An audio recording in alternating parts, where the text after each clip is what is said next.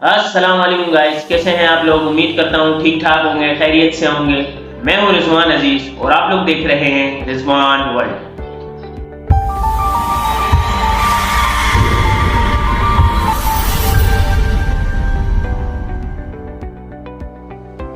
आप लोगों ने सुना होगा कि आसमान खा गया या जमीन निगल गई, लेकिन कुछ लोगों ने ये क्लेम किया है कि अर्थ में एक ऐसी जगह भी मौजूद है।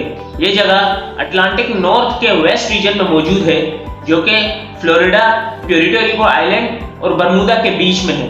क्योंकि ये तीनों मिलकर एक ट्राइंगल बनाते हैं, इसलिए इस जगह को बरमूदा ट्राइंगल कहते हैं। अब बरमूदा ट्राइंगल का नाम तो आप लोगों ने सुना होगा। अब बात करते हैं कि हिस्ट्री में बरमूदा ट्राइंगल को फर्स्ट टाइम डिस्कस कब किया गया। तो 1950 के अंदर यूएस मीडिया के अंदर फर्स्ट टाइम बरमूदा ट्राइंगल को डिस्कस किया गया। बरमूदा ट्राइंगल को फर्स्ट टाइम विंसेंट गेडिस नामी एक शख्स ने अपने आर्टिकल में बरमूदा ट्राइंगल को डिस्कस किया, जिसका टाइटल था द डेडली बरमूदा ट्राइंगल, और वो आर्टिकल आर्गोसी मैगजीन के अंदर छपा। उस आर्टिकल के बाद बरमूदा ट्राइंगल लोगों में मशहूर हुआ। अब यहाँ पर एक ये भी बात है कि क्यों बरमूदा ट्राइंगल इतना मिस्टीरियस है, क्यों ये लोगों के अंदर इतना मशहूर हुआ।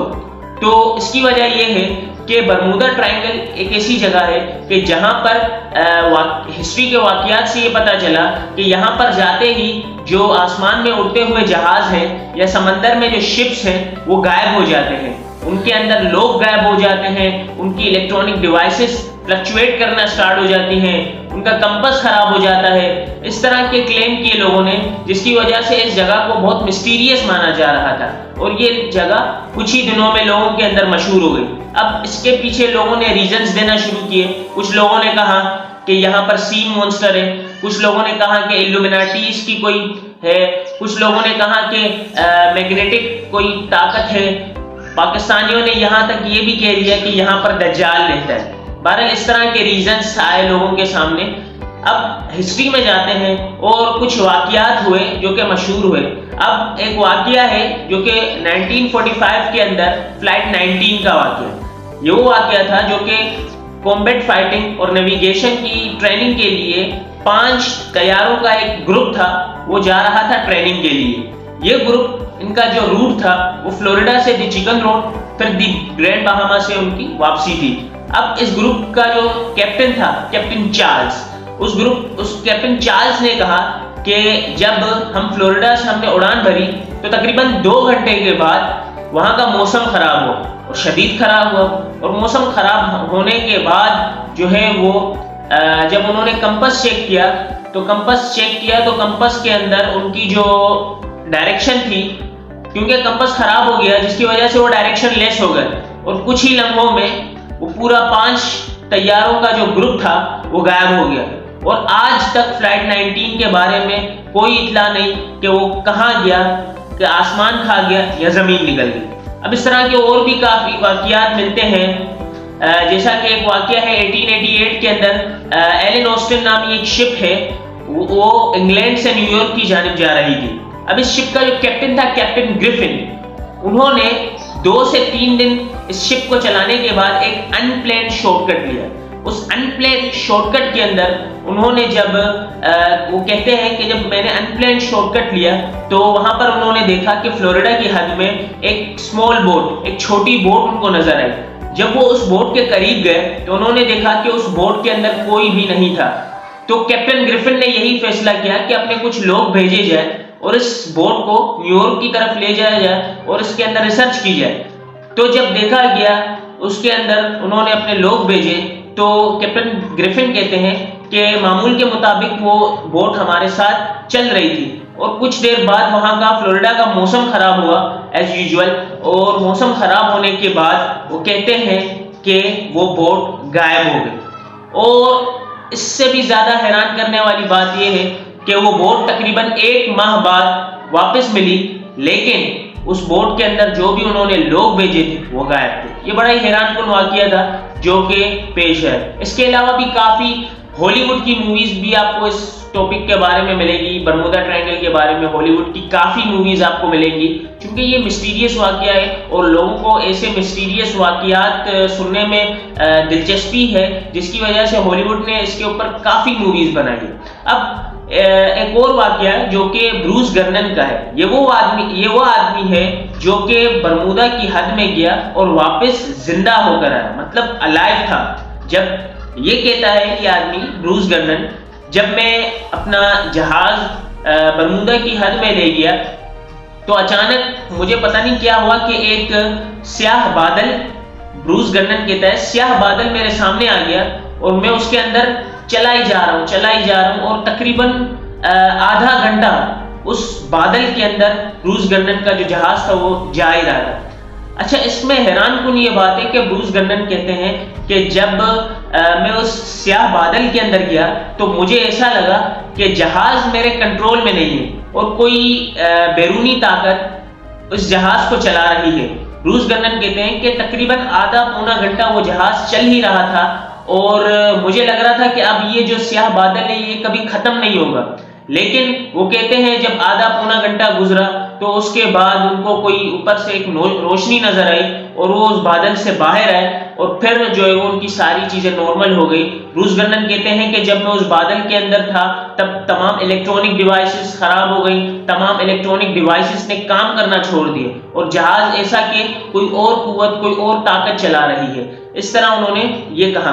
अब सबसे जो इसमें एक हैरानकुन करने वाली बात यह है कि ब्रूस गर्नन कहते हैं कि जब मैं बाहर उस स्याह बादल से बाहर आया तो हमने देखा कि जो जहाज का फ्यूल था वो वैसा का वैसा था और जहाज की स्पीड जो कि तकरीबन 170 to 180 माइल पर आवर होनी चाहिए थी और 250 माइल पर आवर की स्पीड से जहाज उस वक्त चल रहा था। तो ये काफी वाकयात जो है वो बरमूदा ट्रायंगल से मिलते हैं। थॉमस कोलंबस ने भी अपनी जो है वो रिसर्च में ये लिखा, अपनी डायरी में ये लिखा कि मैं भी जब बरमूदा की हद से गुजरा तो उनका भी कंपास खराब हो गया। इस तरह काफी जो है वो वाकयात जो है वो बरमूदा ट्रायंगल से मिलते हैं। अब यहाँ पर एक और बात मैं आपको बताता चलूं कि इन सब वाकयात में एक चीज काफी जो है ना वो कॉमन है। वो क्या कि कंपास खराब हो जाता है या इलेक्ट्रॉनिक डिवाइसेस खराब हो जाती है। तो मैं आपको बताता चलूं कि जो कंपास का खराब होना है वो साइंटिस्ट के मुताबिक, रिसर्च के मुताबिक कि अर्थ के जो है वो दो पोल सिस्टम है। Number 1 magnetic pole system, number 2 geographic pole system. जो मैग्नेटिक पोल सिस्टम है वो तो टोटली बेस करता है कंपास पर और जो ज्योग्राफिक पोल सिस्टम है वो अर्थ की एक्सिस और रोटेशन पर बेस करता है। आप जब कंपास के अंदर नॉर्थ डायरेक्शन देखते हैं तो आपको कंपास एक्चुअल नॉर्थ नहीं दिखाता, लेकिन जब आप ज्योग्राफिक में जाकर नॉर्थ देखते हैं तो वहां पर आपको ट्रू नॉर्थ, कंपास आपको ट्रू नॉर्थ दिखाता है। और जब भी आपको ये ट्रू नॉर्थ दिखाता है तो इसको कहते हैं एगोनिक लाइन। और ये एगोनिक लाइन का सेंटर जिस जगह मौजूद होता है दुनिया में, उस जगह इलेक्ट्रॉनिक डिवाइसेस लाइक कंपास वगैरह काम नहीं करते। तो साइंटिस्ट का यही कहना है कि इस वक्त जो कह सकते हैं एगोनिक लाइन का जो सेंटर है वो बरमूदा ट्रायंगल में मौजूद है, जिसकी वजह से बरमूदा ट्रायंगल में इलेक्ट्रॉनिक डिवाइसेस फ्लक्चुएट करती है या वहां पर कंपास खराब हो जाता है। इस तरह के वाकयात हैं।